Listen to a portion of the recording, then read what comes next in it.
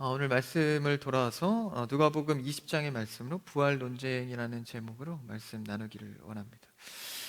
오늘 말씀은 우리가 그 사두개인과 그리고 이제 바리새인들이 등장하고 또 예수님과 이 대화 속에서 이제 제목은 부활 논쟁이어서 부활에 대한 내용을 얘기하는 것 같지만 실제 이 말씀에 담고 있는 것은 예수님께서 이 부활 논쟁을 통해서 드러내고자 하는 것이 있습니다.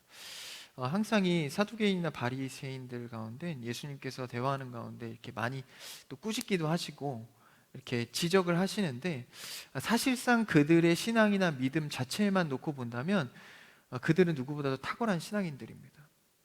그럼에도 불구하고 이런 탁월한 신앙인들에게 그렇기 때문에 더 관심을 갖고 있는 예수님의 마음과 지적이다라는 것이죠. 그러니까 하나님을 잘 믿을수록 더 우리가 준비하고 겸비되어져야 한다는 것이 많다라는 것입니다. 이것은 부담이 아니라 하나님 안에서의 큰 축복과 자유를 누려가는 것입니다. 그래서 오늘 이 부활 논쟁 속에서 하나님이 이 논쟁을 통하여서 드러내고 싶은 제목을 우리가 보길 원합니다. 그것은 크게 두 가지인데요. 첫 번째 문제는 바로 정체성에 관한 문제입니다. 그리고 두 번째는 우리 신앙인들의 탐욕에 관한, 아니 믿지 않는 자들로 인간의 탐욕에 관한 문제를 이 사두개인과 바리새인들의 대화 속에서 드러내고 있습니다. 오늘 주된 인물은 바로 사두개인입니다. 그래서 이 사두개인은 유대교의 이 당파들이 있는데, 지금도로 말하자고 한다면 교회의 교단이 되겠죠. 교회 교단이 나눠질 때는 그 교단들이 어떤 신학적인 어떤 견해가 다르거나 혹은 이단적인 색채에서 무언가를 지지하거나 지지하지 않는 걸로 갈려집니다.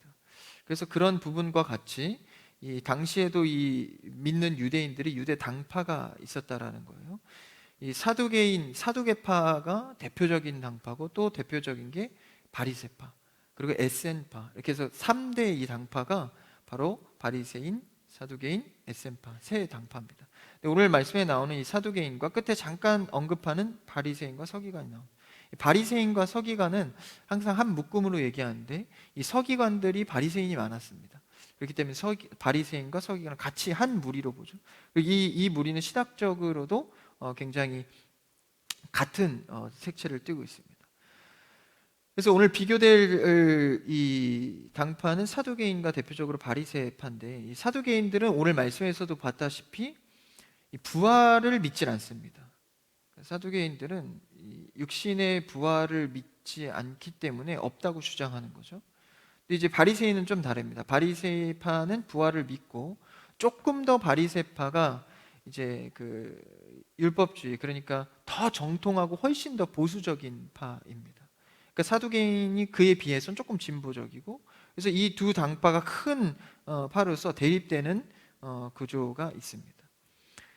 사전적 사두개인의 이 사전적 좀 정보를 알면, 이 사두개인은 부활에 대한 신앙을 믿지 않기 때문에, 부활 신앙이 없기 때문에 그들은 굉장히 현세주의적입니다.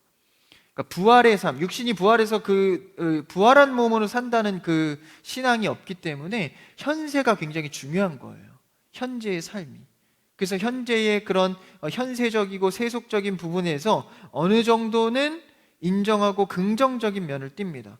그러다 보니까 신앙적으로는 로마에 대해서 부정적이지만 정치적으로는 로마에 대해서 긍정적입니다. 그러니까 신앙의 지킴에 있어서 로마에 막 황제를 하고 이런 거는 부정적이지만, 그들의 정치나 그들의 어떤 제도나 이런 법들은 지지하는 편이다라는 것이죠. 그래서 이 오늘 말씀에 나오는 이제 본문 말씀에 보면 사두개인이 왔다고 나오죠. 27절을 한번 읽어볼까요? 27절인데 27절 같이요. 시작. 부활이 없다고 주장하는 사두개인 중 어떤 이들이 와서. 부활이 없다고 주장하는 사두개파의 그런 신학적인 견해를 볼 수 있습니다. 그래서 우리 이제 기독교, 대한민국의 기독교도 굉장히 많은 교파가 있습니다. 근데 기독교 정식 교단이라고는 하지만 이단성을 띠는 데도 굉장히 많고요. 그러니까 이게 굉장히 이 교단을 잘 설정하는 것도 우리 신앙의 방향성을 다르게 합니다. 그래서 이 교단은 굉장히 중요한데, 그러니까 우리 교단 같은 경우에는 대표적인 이제 다른 교단하고 다른 것이 이 예정론이 있겠죠. 그러니까 하나님께서 창조 전부터 태초에 이 믿는 자, 그러니까 구원자를 다 선택해 놨다라는 이 예정론에 대해서 우리 합동 측이 이제 주장을 하죠. 근데 이런 수많은 기독교의 교리 중에 하나를 찬성하냐 반대하냐에 따라서 우리의 신앙의 생각과 방향성이 완전히 달라집니다. 마찬가지로 이 사두개인들과 바리새인들, 사두개파는 부활을 없다고 주장하고 다른 파는 부활을 있다고 주장하니 이게 완전히 삶의 방향성이 갈리는 거예요. 개념이 갈리는 겁니다. 그래서 우리가 기본적으로 알아야 할 것은 이 사두개파가 이 로마의 어떤 권력이나 이런 것에 대해서 굉장히 긍정적이고 현세주의적이면서 그 이유는 근간은 부활을 믿지 않기 때문에. 그래서 그런 마음의 신학적인 견해를 갖고 오늘 예수님께 나와서 질문하면서 그 내재적 마음은 약간 좀 공격적인 발언을 합니다. 한번 그 말씀을 오늘 이어가 보도록 하죠. 28절을 읽어보고 좀 긴데요. 같이 읽읍시다. 28절 시작. 물어 이르되 선생님이여 모세가 우리에게 써주기를 만일 어떤 사람의 형이 아내를 두고 자식이 죽으면 그 동생이 그 아내를 취하여 형을 위하여 상속자를 세울지니라 하였나이다. 오늘 말씀을 잘 따라오셔야 됩니다. 28절에 보니까 물어 이르되 선생님이여, 지금 누가 묻는 거예요? 바리새인. 바리새인이 선생님, 여기서 이제 예수님을 지칭하는 거죠. 그러니까 랍비여, 그러니까 예수님에 대한 구원자, 메시아적 관점이 아닙니다. 그냥 선생님이여 라고 하면서 모세가 우리에게 써주기를 뭐 말하는 거예요? 성경을 말하는 겁니다. 성경을 말하는 건데 이 사두개인들의 특징 중에 하나가 모세가 우리에게 써줬다. 어떤 성경이죠? 모세 오경입니다. 창세기, 출애굽기, 레위기, 민수기, 신명기 5개의 책만을 사두개인들은 정경으로 믿습니다. 그러니까 다른 구약의 모든 말씀들, 또 장로를 통해서 내려오는 구전의 말씀들까지도 믿는 바리새파가 있는 반면에 이 사두개인들은 모세 오경만 믿는 거예요.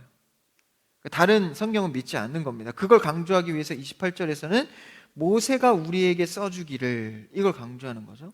그러니까 어쨌든 우리는 구약 신약 모든 성경을 다 정경으로 받아들이죠. 근데 이들은 모세 오경만 받아들이는 거예요. 그럼에도 불구하고 모세 오경이 하나님의 말씀이기 때문에 이걸 근간에서 말한다라는 거예요. 그러니까 사두개인들이 성경을 다 믿지도 않고 전체적인 믿음도 아니고 일부를 믿으면서 또 부활도 믿지 않고, 그러니까 굉장히 골라져서 자기들이 이렇게 믿는 어떤 형태를 보입니다.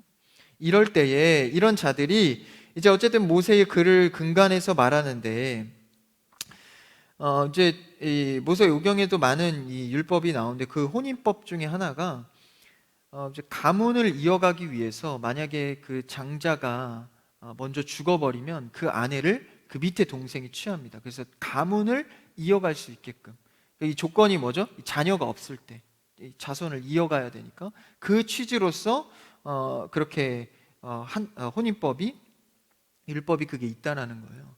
이건 당시에 하나님께서 그 당시에서만 위해서 허용한 법이죠. 어쨌든 이 혼인법을 들면서 사실은 예수님을 곤란하게 하려고 하는 겁니다. 왜요?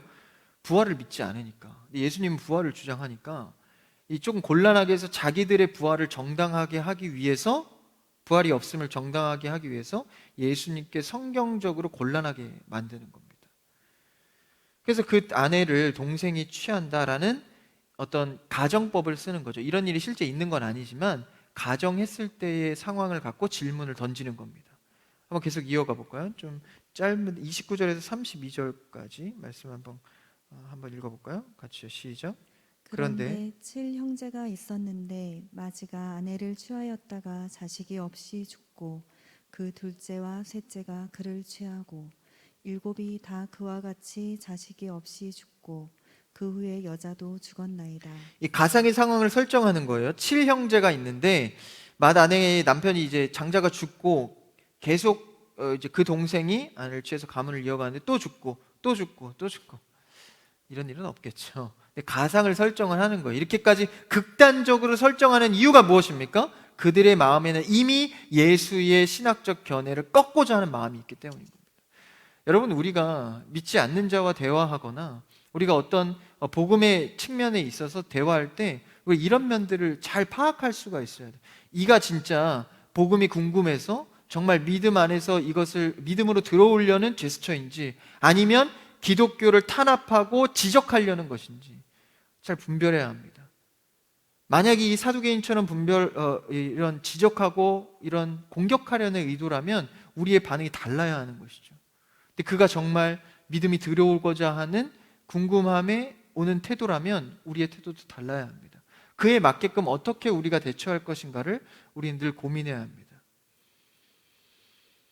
그때 이런 상황 속에서 이 가상의 극단적인 어떤 질문 속에서 계속 죽었는데, 그때에 33절 읽어볼까요? 33절, 이게 오늘의 질문입니다. 시작.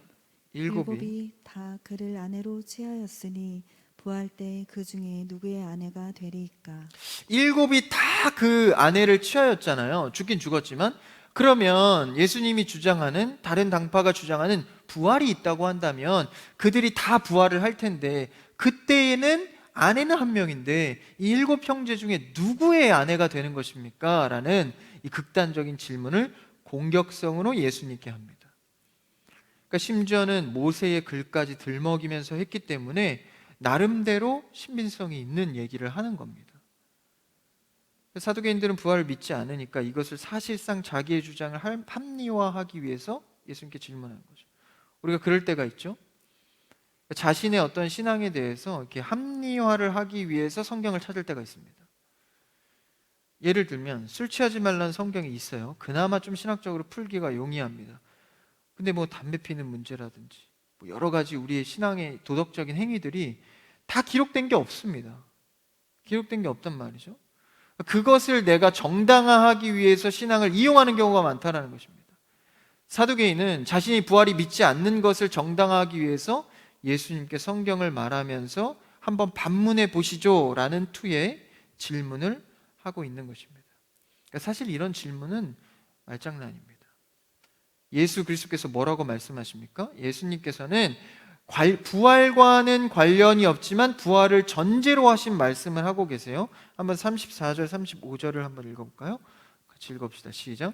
예수께서 이르시되 이 세상의 자녀들은 장가도 가고 시집도 가되 저 세상과 및 죽은 자 가운데서 부활함을 얻기에 합당히 여김을 받은 자들은 장가가고 시집가는 일이 없으며. 일단은 부활을 전제로 말해요. 나중에 부활에 대한 변론은 뒤에서 하더라도 예수님이 일단 결론적인 말부터 하는 겁니다.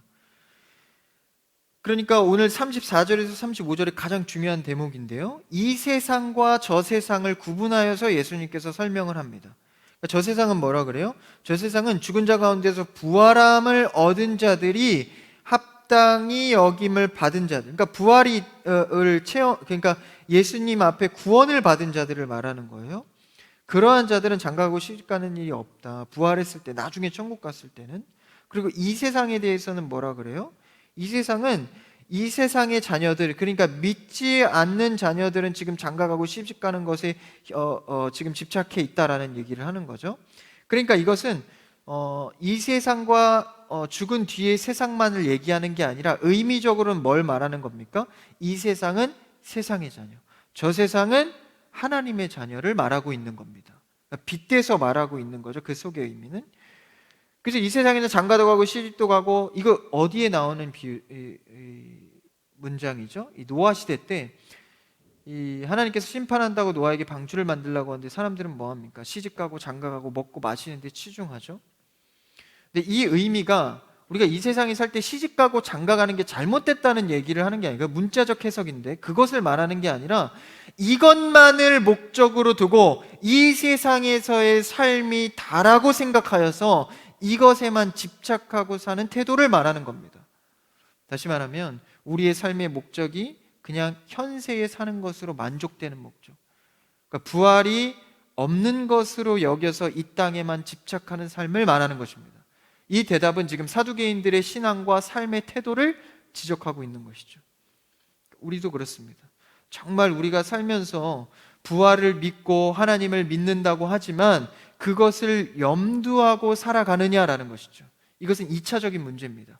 내가 믿고 그것을 인식하느냐, 그 다음 2차 문제는 뭐예요? 내가 그걸 이제 염두하고 살아가느냐의 문제입니다. 그런데 우리의 삶의 현실의 모습을 보면 그 2차적인 그 염두의 문제를 간과한다라는 거예요. 우리의 삶을 볼까요? 우리도 어떻습니까? 마치 이 세상의 삶이 우리의 목적을 다 이뤄내는 끝인 마냥 물질에 집착하고 나의 어떤 경제적인 것에 너무 집착하는 모습을 보인다라는 거예요. 그래서 그 말을 빗대어서 장가가고 시집가고 먹고 마시는 것에만 마치 부활의 날이 없을 것처럼 살아간다라는 것이죠. 그러니까 이게 정말 믿는 자로서의 삶의 태도인지, 부활을 믿지 않는 사두개인과 같은 태도인지 우리도 스스로도 헷갈릴 때가 있습니다. 그것이 잘못되었다는 것을 예수님께서 지적하고 있는 것입니다. 이 세상에서의 집착적인 모습. 여러분, 우리 신앙인들이라고 하나님나라에 권속된 하나님의 자녀라고 하면서 마치 이 세상의 자녀인 것처럼 나그네의 삶이라고 하면서 이 세상에 정착해가는 사람처럼 살아가고 있지 않습니까? 이 땅의 것은 다 지나가고 부활의 때가 반드시 이를 걸 우리는 알면서도 오늘의 삶에 집착하는 모습을 보입니다. 이런 말을 하죠. 먹는 게 남는 거다. 어디 가면 뭐 사진이 남는다. 이런 말 많이 하지 않습니까? 근데 그 말을 왜 할까 제가 곰곰이 생각해 봤어요. 진짜 먹는 게 남아서, 진짜 사진만 남아서 그런 얘기를 할까? 가만히 생각해 보니까, 저를 생각해 보니까 그렇지 않더라고요. 그러니까 모든 시간들은 지나가고 허무하고 다시 돌아오지 않는다는 표현을 아쉬움에 표현하는 게 뭐예요?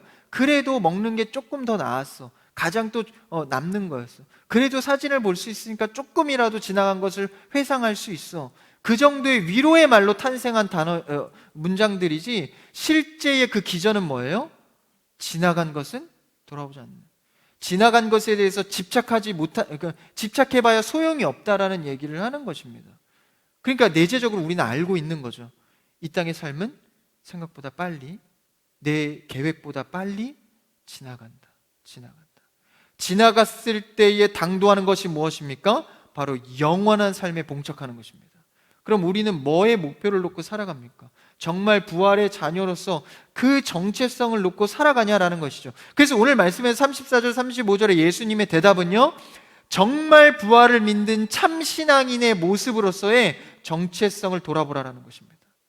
너네가 진짜 부활을 믿냐? 하나님의 자녀라고 너희가 믿고 살아가냐? 그러면 너의 삶의 언행과 행위를 돌아보라라는 거예요. 정말 부활을 염두하고 살아가고 있냐? 한낱 물질에, 한낱 돈 하나에도 너무 집착해서 매일매일이 힘들고 그것 하나 자유하지 못해서 살아가고 있지 않냐라는 거예요. 그것을 예수님은 어떻게 표현한 겁니까? 장가가고 시집간다. 이 세상 자녀들은 장가도 가고 시집도 간다. 저 세상의 부활의 소망을 놓고 가는 자들은 장가가고 시집가고 그리고 먹고 마시는 거에 집착하지 않는다는 것이죠.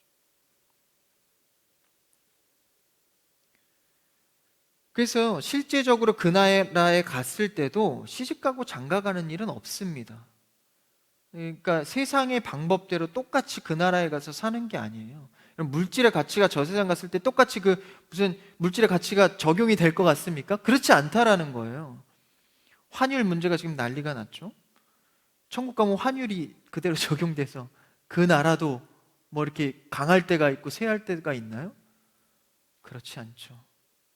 이 세상의 법도가 그대로 적용되는 게 아닙니다. 그래서 우리가 집착하지 말아야 한다라는 것이죠. 장가가고 시집가는, 실제 진짜 시집가고 장가가는 일에도 우리가 얼마나 집착을 합니까? 결혼하신 분들, 또 준비하시는 분들 있죠. 여러분, 제가 정말 형제 자매님들에게 권면하고 싶은 것은 결혼식에 너무 집착하지 않는 여러분들을 축복합니다. 여러분, 결혼식 하다가요, 사람들 마음 상하게 해서 다 그냥 상처받고 관계 다 깨지는 경우 얼마나 많습니까? 적어도 신앙인이라면 그러지 말아야죠. 결혼식이 중요한 게 아니라, 결혼식은요 그냥 하나님 앞에 선언하면 그게 제일 중요한 거예요. 사람들과 성도들 앞에 예배드리고 선언하면 그뿐인 겁니다. 그게 남는 거죠, 그렇죠? 하나님 앞에. 그 이후에 뭐 스드메 너무 신경 쓰지 마세요. 너무 신경 쓰지 마세요. 그 전사님 결혼 안 해보셔서 그렇지 해보면 그것도 다릅니다. 저 할 때 봅시다. 집착하지 말자는 거예요. 집착하지 말자. 너무 집착하다가 진짜 중요한 내가 부활의 자녀라는 하나님의 자녀라는 정체성까지 잃어버리지 말자는 거예요. 이 세상의 것들 취할 수 있습니다. 누리고 가지고 생육하고 번성할 수 있어요. 그러나 집착은 하지 말자는 겁니다. 내 정체성을 흐릴 정도로 말입니다. 오늘날의 성도들이 얼마나 이 집착 때문에 자신들이 성도라는 정체성을 잃어버리는 경우가 얼마나 많은지 모릅니다. 여러분, 이 청년의 세대 때 이 정체성을 잃어버리는 경우가 얼마나 많습니까? 경제적인 것에, 연애하면서 이성적인 것에, 결혼하는 것에 너무나도 집착되어져서 내가 부활의 사람이라는, 부활의 신앙이라는 것조차 잊어버렸다는 것이죠. 그래서 저 세상 가면 시집 장가가는 일 없다, 이 세상에 얽매일 필요 없다는 얘기를 하는 거죠. 저 세상에 가면 어떻습니까? 하늘나라에 가면 새로운 하늘 공동체의 가족으로서 우리는 살아갑니다. 그걸 어떻게 표현하고 있죠? 36절에 한번 읽어볼까요? 36절 오늘 보면 시작. 그들은 다시 죽을 수도 없나니 이는 천사와 동등이요 부활의 자녀로서 하나님의 자녀임이라. 원래 예전에 이 땅 가운데 살 때는 어땠어요? 그냥 죽음이 왔다라는 것이죠. 근데 36절에 보니까 다시 죽을 수 없다. 이제 부활했으면 그걸로 영원 생명 끝이다. 그 상태는 어때요? 이는 천사와 동등하다. 천사와 동등하고 부활의 자녀로서. 그러니까 천사와 동등하는 건 뭘 나타내고 싶은 거예요? 그러니까 인간의 어떤 방법으로 살아가는 게 아니라 천사와 같이 살아가는데, 또 그 다음에 중요한 정체성이 뭐예요? 하나님의 자녀입니다. 자녀입니다. 하나님의 자녀로서 그 정체성만 남는 겁니다. 저 세상 천국에서는. 그러니까 그 남을 것에 대해서 우리는 이 정체성을 잃지 않도록 세상의 집착을 내려놓고, 욕심을 내려놓고. 그래서 원래 성도들은요, 신앙인들은 너무 많이 갖는 것도, 그렇죠? 나에게 집착이 될 수 있는 거예요. 그러니까 여러분, 이 정도만 가지면 이제 내가 집착을 버릴 수 있을 것 같아. 그래서 이 정도 가져보시면 어떻죠? 또 이거보다 더 나은 것, 또 좀 더, 좀 더. 끝이 없는 겁니다. 이걸 보고 뭐라 그러는 거예요? 집착이라고 하는 겁니다. 그래서 우리는 뭘 바꿔야 돼요? 환경을 바꾸는 게 아니라 내 내면의 정체성을 바꿔야 되는 겁니다. 그럴 때 그 상황과 환경과 물질에 대해서 노임을 받는 겁니다. 그때부터 사실 진짜 하나님과의 교제가 일어나는 거예요. 그래서 이제 부활에 대해서 예수님께서 또 한 번에 더 탁월한 얘기를 이어가십니다. 37절을 읽어볼까요? 37절 같이 시작. 죽은 자가 살아난다는 것은 모세도 가시나무 떨기에 관한 글에서 주를 아브라함의 하나님이요 이삭의 하나님이요 야곱의 하나님이시라 칭하였나니. 38절까지. 하나님이 죽은 자의 하나님이 아니요 살아있는 자의 하나님이시라. 하나님에게는 모든 사람이 살았느니라 하시니. 예수님 정말 답변이 탁월합니다. 그가 모세의 글을 써서 질문했으니 아예 대놓고 모세의 글, 37절 띄워주세요. 모세의 글로써 뭐라고 하죠? 죽은 자가 살아난다는 것은 모세도 가시나무 떨기에 관한 글에서, 이렇게 말하죠. 모세의 글을 또 들어서 예수님이 답변해 주시는 거예요. 그러면서 뭐라고 하시죠? 아브라함의 하나님, 이삭의 하나님, 야곱의 하나님이시라 칭하였다 라는 얘기를 언급하면서 이 아브라함과 이삭과 야곱의 하나님은 죽은 자의 하나님이 아니라는 거예요. 다시 말하면 사두개인이든 바리새인이든 너희가 그토록 아브라함, 이삭, 야곱이라고 하면 그 축복이라고 하면 껌뻑 죽잖아요. 그 유대인들이. 그러니까 모세의 글에 나와 있는 그 세 인물의 축복, 그 하나님이 죽은 자의 하나님이겠냐? 너네가 그렇게 따르는 아브라함의 하나님, 부활이 없다고 하면 그가 죽은 것으로 끝난 아브라함이라고 한다면 너네 아브라함의 하나님이라고 왜 고백하는 거냐? 라는 것을 지적하는 것이죠. 그러니까 얼마나 이 성경을 통해서 탁월한 답변을 하십니까? 하나님은 죽은 자의 하나님이 아니고 살아있는 자의 하나님이다. 아브라함도 이삭도 야곱도 새 생명으로 저 세상에서 부활의 몸으로 살아난 하나님의 자녀이기 때문에 그것을 고백하는 너희들도 부활 속에 속해 있다라는 얘기를 하는 것이죠. 그러니까 예수님도 사두개인들이 모세의 글로 부활이 없다 하니 예수님도 모세의 글로 부활이 있다는 답변을 살아있는 자의 하나님이라는 것을 답변해 주십니다. 그래서 우리는 부활의 약속을 받은 자들이다라는 것을 명확하게 모세의 글을 통해서 탁월한 답변을 하시죠. 그러니까 오늘 끝에 절에 가니까 뭐라 그래요? 40절 띄워줘 보세요. 그들은 아무것도 감히 더 물을 수 없습니다. 그러니까 이 말에 더 이상 반박이 불가한 거예요. 왜냐하면 예수님이 즉흥적으로 한 말도 아니고 그들이 그렇도록 따르는 그 모세의 글을 인용해서 말하니까 예수님의 말을 인정했다라는 것입니다. 그러니까 모세의 글도 결국 하나님의 말씀이기 때문에 부활의 최종 해석은 누가 하실 수 있습니까? 예수님께서 하신다라는 거죠. 그러니까 예수님께서 이 모세의 글을 해석했기 때문에 이것에 대해서 이 권위가 예수님께 있기 때문에 탁월할 수밖에 없는 것입니다. 여러분, 성경은요, 성령 하나님께서 풀어주실 때 가장 탁월하십니다. 수많은 주석을 봐도 주석도요, 현대판 주석으로 갈수록 더 탁월해져요. 그 말은 무엇입니까? 주석은 또 바뀔 수 있다는 것입니다. 그러니까 성령 하나님께서 우리에게 주신 그 해석, 예수님께서 그 권위를 갖고 우리에게 주신 것, 그렇죠? 성경은 성경으로, 성경은 성령으로 해석하는 것이죠. 그래서 이 대화를 이제 듣고 난 뒤에 사두개인들이 예수님 말에 더 이상 반박 불가라고 하죠. 반박할 수가 없는 겁니다. 그때 이제 두 번째 주제로 넘어가면서 우리가 그 정체성 내용에서 이제 두 번째 주제로 넘어가면서 이 대화를 듣고 있던 자들이 있었어요. 그러니까 사두개인만 들은 게 아닙니다. 누구죠? 39절에 보니까 서기관들이 나옵니다. 이 서기관들은 아까 서두에 말했다시피 바리새인들이죠. 이 바리새인들과 이 사두개인들이 대립이 좀 있습니다. 이 서기관이 뭐라고 합니까? 39절 읽어볼까요? 시작. 서기관 중 어떤 이들이 말하되 선생님 잘 말씀하셨나이다. 이 서기관들이 뭐라고 해요? 바리새인들이 이 대립되는 당파니까 야 선생님 잘 말했습니다. 저 사두개인들 내가 저럴 줄 알았다고 부활 안 믿고 그러더니 모세의 글 보니까 이렇게 돼 있네. 그럼 너네 뭐 믿는 거야? 하면서 선생님 잘 말했습니다. 그러니까 실제는 예수님을 칭찬하고 있는 게 아니라 이 사두개인들이 한 방 먹은 것에 대해서 이 바리새인들이 우쭐하는 거죠. 그래서 동의하면서 예수님께 이 사두개인들이 당한 것을 잘 되었다라고 평가를 하죠. 그렇다면 예수님과 사실은 똑같은 동의를 하고 있는 거잖아요. 그럼 예수님도 이제 서기관들에게 칭찬을 할 법하지 않습니까? 너희들도 이렇게 잘 깨달았구나, 믿었구나. 오히려 뒤에 절에 가면 서기관들을 조심하라고 오히려 서기관들까지 꾸짖습니다. 이거 예수님께 잘못 다가가기만 꾸지름만 받는 거 아닌가 하는데 거기에는 다 이유가 있습니다. 한번 45절, 46절을 읽어볼까요? 45절 시작. 모든 백성이 들을 때 예수께서 그 제자들에게 이르시되 바로 뒤에 나오는 말씀이에요. 이제 제자들에게 어떤 말을 하는지 46절 시작. 긴 옷을 입고 다니는 것을 원하며 시장에서 문안받는 것과 회당의 높은 자리와 잔치의 윗자리를 좋아하는 서기관들을 삼가라. 예수님 정말 잘했습니다. 사두개인들 저렇게 한 방 먹었다라고 생각했는데 그럼 좀 약간 동질감이 생기잖아요. 근데 예수님은 갑자기 또 서기관들에 대해서 또 지적을 하는 거예요.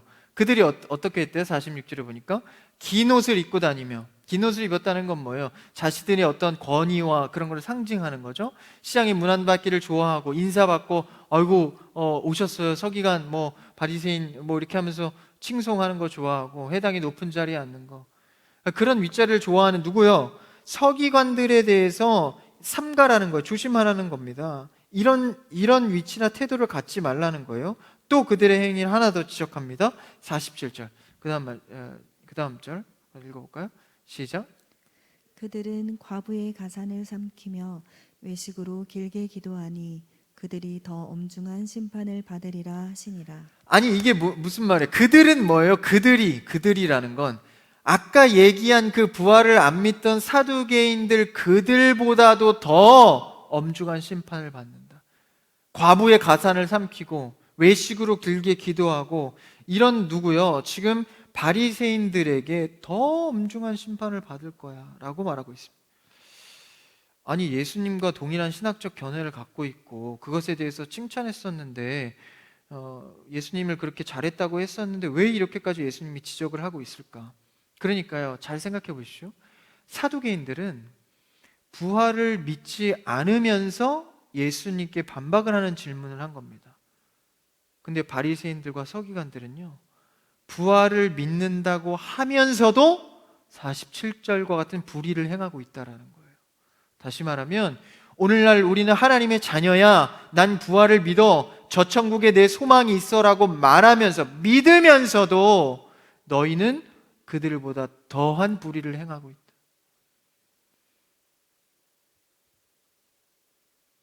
사두개인들은 모르고 있었지만 바리새인들은 믿고 있음에도 불구하고 그것을 염두한 삶을 살지 않았다라는 것입니다.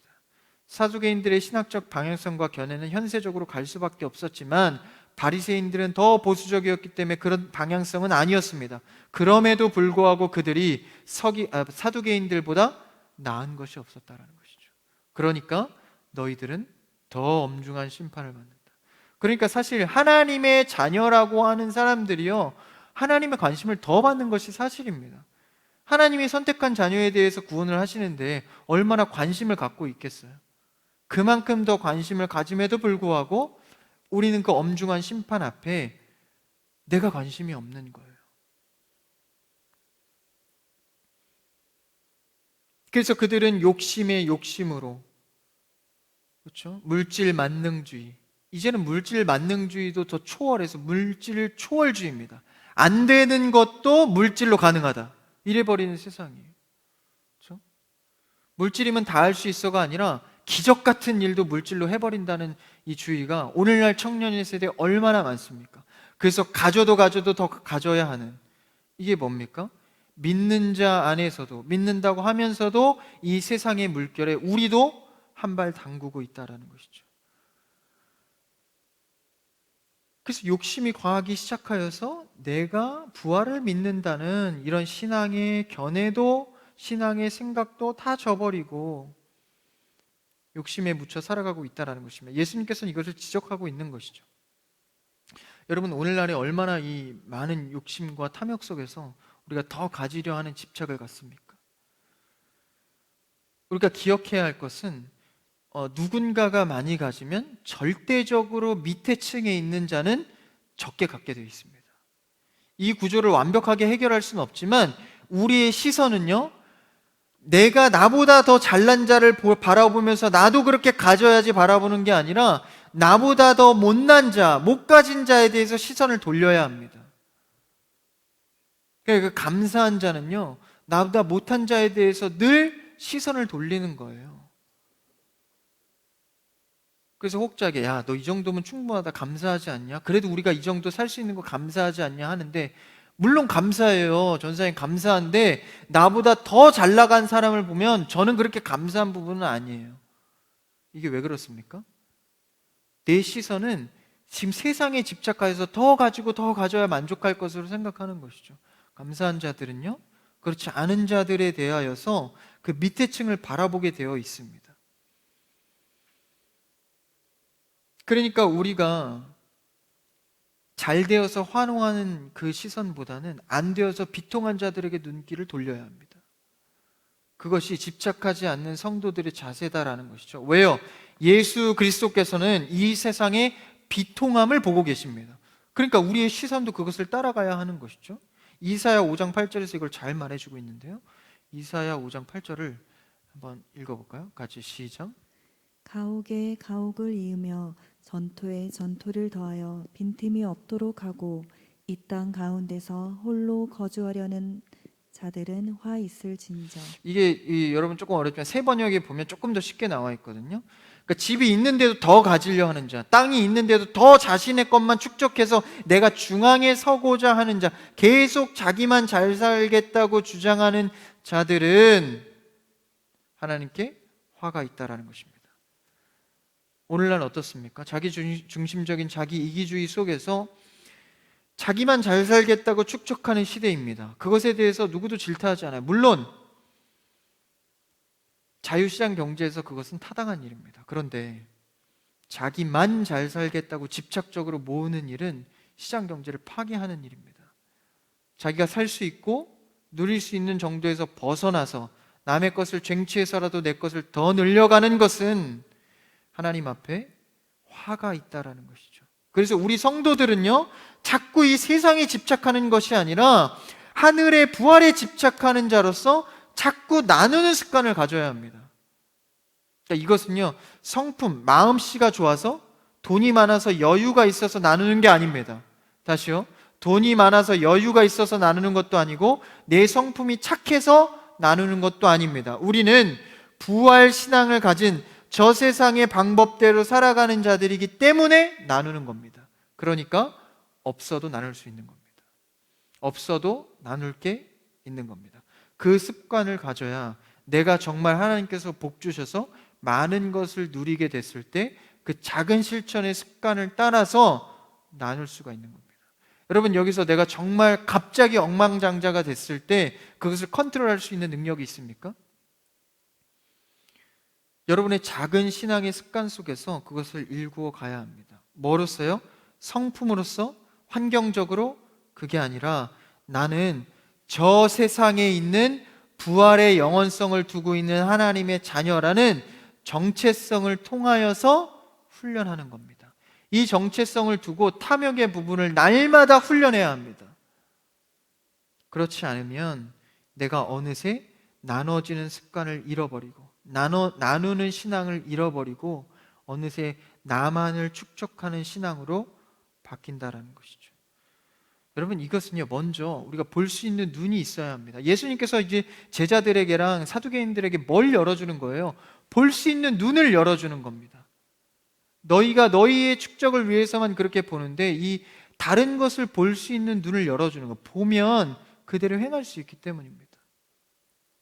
여러분, 히틀러 아시죠? 유대인을 600만이나 되는, 600만이라고 하면 숫자가 상상도 안 돼요. 600만 맞나요? 그 수많은 사람을, 이 유대인들을 죽인 겁니다. 학살한 거죠. 대학살입니다. 근데 히틀러가 어떻게 혼자 있겠어요? 그 밑에 수많은 관료들과 행정가들과 그리고 공무원들이 있었습니다. 왜냐하면 합법적으로 해야, 그렇죠? 그 힘이 있잖아요.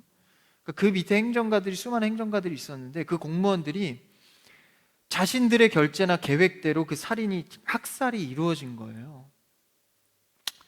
그 대표적인 공무원이 누구죠? 갑자기 생각이 나요. 아이히만인가? 아이히만이죠. 그 600만이나 500만, 600만이나 되는 사람을 죽이면서 그 사람이 행정적인 어떤 계획이나 명령을 한 거예요.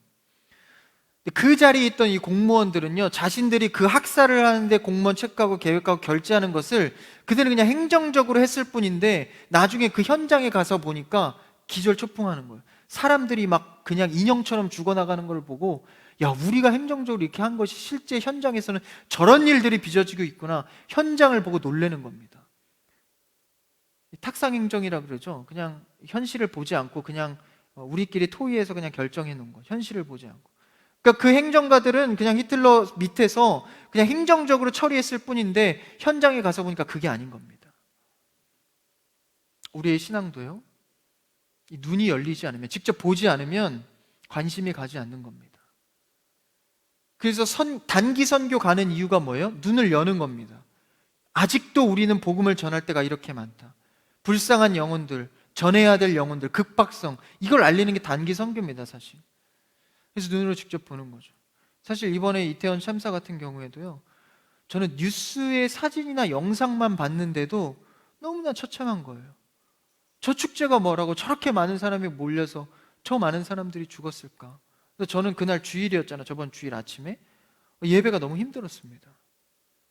심지어 그 광경에 가서 그 트라우마를 겪은 사람들은 어떨까요? 그렇죠? 전쟁의 트라우마와도 같은 트라우마겠죠. 그걸 본 자는, 눈이 열린 자는 어떻게 해요? 그들 놓고 기도하는 겁니다. 모르는 자는 그냥 그런 일이 있었나 보다. 우리는 우리의 시선을 어디에 둬야 할지, 우리의 눈이, 볼 수 있는 눈이 열려지기를 주님의 이름으로 축복합니다. 예수님께서 그들을 향해서 볼 수 있는 눈을 열어주는 것입니다. 아담과 하와는 어떻나요? 에덴 동산에서 아담과 하와는 다 가진 자들이었습니다. 하나님께서 일하지 않아도 풍족하게 모든 것을 누리게 해준 곳이 에덴 동산입니다. 근데 단 하나의 과실만 먹지 말라고 했던 그 풍족한 환경 가운데, 그러니까 우리의 탐욕은 환경이 만드는 게 아니라 그들의 마음속에 있는 탐심이 만들어내는 겁니다. 우리의 마음속의 문제다라는 거예요. 아무리 다 가져도 우리의 마음의 탐욕을 해결하지 않으면 그들은 부족하다고 느끼는 겁니다. 아담과 하와가 부족하다고 느껴서 결국은 선악과까지 손을 대게 됩니다. 그때 저주가 임하고 에덴에서 쫓겨나게 되고 비극이 시작됩니다. 여러분, 우리의 마음의 이 탐욕을 해결하지 않으면 우리의 삶은 날마다 비극입니다. 가진 자여도 갖지 못한 자다라는 것이죠. 하나님의 축복권에 있지 않기 때문입니다. 여러분, 세상의 욕심과 흐름에 춤추지 않는 여러분들을 축복합니다. 여러분, 너무 흔들리지 마십시오. 불과 얼마 전이죠. 코인이랑 주식 때문에 떼돈 벌어서 몇 배가 막 뛰어서 다들 거기에 막 투자하고, 지금 어떻게 됐죠? 다 쪽박 찼습니다. 주식, 코인 요동을 하고 있죠. 부동산 어떻습니까? 여러분 평생을 지켜줄 것 같은 부동산 지금 그렇게 급등하더니 급락하고 있지 않습니까? 누가 여러분의 경제와 사정을 보장해 주겠습니까? 현세의 흐름에 따라가 춤출 때에 그 현물과 여러 가지를 투자하고 투기를 하고 하지만 그 세속적인 흐름의 끝은 결국 탐욕만 커지게 할 뿐입니다. 여러분, 우리는 이 탐욕의 고리를 끊어야 합니다. 청년의 때에 예수 그리스도의 이름으로 우리 형제 자매들이 정말 이 탐심의 고리를 끊어내야 합니다. 지금 훈련되지 않으면 앞으로의 소망도 없습니다. 우리는 이 세상의 논리, 오늘 말씀처럼 이 세상의 논리로 사는 자들이 아닙니다. 시집가고 장가가고 먹고 마시는 데 집착하는 것이 아니라 그것은 그냥 주님께서 주신 일반 은총의 누림으로 끝나는 것이고, 결국 장차 올 부활의 소망을 갖고 우린 저 세상의 소망을 갖고 살아가야 합니다. 부활의 사람으로서 살아가기를 주님의 이름으로 축복합니다. 예수님은요, 머리 둘 곳 하나 없이 살아가셨습니다. 여러분, 우리에게 가진 것이 얼마나 많습니까? 여러분, 사실 여러분의 삶을 돌아보세요. 저도 돌아보면 여러분 그 스마트워치, 스마트폰, 노트북 이런 거 많이 있으시죠. 근데 여러분, 이런 모든 것들을 여러분 천천히 한번 살펴보세요. 내가 이거 없어도 살 수 있어 라는 항목을 따져보면 정말 불필요한 게 여러분 많습니다. 그러면서도 나는 부족하다고, 없다고, 가난하다고요? 그렇지 않습니다. 우리에게 이미 불필요한 집착의 물건들과 불필요한 집착의 환경들은 너무 많습니다. 그러면서 신앙에 집중을 못하고 있는 자신을 발견할 때 이유와 근본을 못 찾고 있는 것, 바로 이 탐욕과 이 세상의 논리의 집착의 문제인 것을 발견해야 합니다. 여러분, 그런 것들이 우리를 책임져 주지 못합니다. 오늘 말씀에서는 사두개인과 바리새인과 서기관들에게 지적하듯이 하나님이, 우리를 책임지시는 하나님께서 부활의 소망을 갖고 살아갈 때 이 삶의 자유함을 누린다 말씀해 주시는 것입니다. 여러분, 우리 부활의 소망을 갖고 자유함 있는 여러분들에게 축복합니다. 이런 얘기를 우리가 이제 말씀을 통해 들으면 현실의 문턱이 부딪히지 않습니까? 그래도 현실의 벽은 높고 이제는 월급으로만 살아갈 수 없는 시대이고 이런 거에 부딪히잖아요. 근데 여러분은 염려하지 마십시오. 우리를 책임지시는 하나님을 바라보는 여러분들에게 축복합니다. 바라보십시오. 그것이 믿음입니다. 여러분, 우리는 믿는다고 고백했으면 하나님이 현실입니다. 복음이 현실입니다. 경제적인 것, 나의 환경이 현실이 아니라 내가 믿는 하나님이 현실이고 내가 믿는 복음의 능력이 현실입니다. 그것을 현실의 영역으로 우리가 끌고 와서 소망 갖고 살아갈 때 내 삶에서 알 수 없는 것으로 일하시고 역전의 명수이신 하나님께서 나를 이끌어 가신다는 것이죠. 여러분, 염려하지 마십시오. 두려워하지 마십시오. 불안해하지 마십시오. 우리가 하나님께서 주신 믿음 갖고 하나님 바라볼 때 오늘 말씀에 예수님의 탁월한 답변처럼 살아계신 생명의 부활로서 우리는 저 세상의 소망을 품고 주님과 함께 자유한 삶을 살게 될 것입니다. 말씀을 정리합니다. 오늘 말씀은 부활의 논쟁을 놓고 이 사두개인들과의 질문과 답변을 하는 말씀입니다. 이곳에서 예수님께서는 우리의 확고한 부활의 정체성을 회복하길 원하셨고 탐심의 마음을 내려놓기를 원하셨습니다. 그 속에서 예수님이 원하시는 하나님만을 바라보는 참된 신앙인으로서 여러분 서가는 그런 한 주와 여러분의 신앙이 되기를 주님의 이름으로 축복합니다.